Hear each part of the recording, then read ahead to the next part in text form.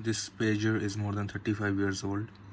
It comes with this holder which can be attached to a belt. From the feel of it, I can say it's high grade plastic. It's from Motorola, co-branded with MobiLink. I'm gonna slide off this lid. I'm gonna put a AAA battery and see whether it's working or not.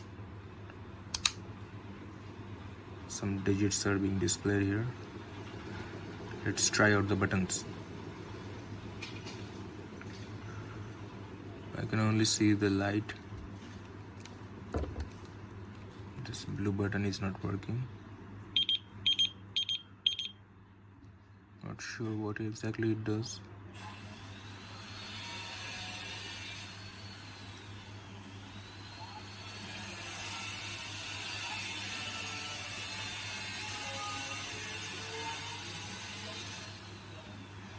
As far as I know, these pagers need cap code, so you have to dial in their services number and you can forward any messages from there. I'm not sure about this pager's cap code, so that's it basically. It looks cool. It is cool.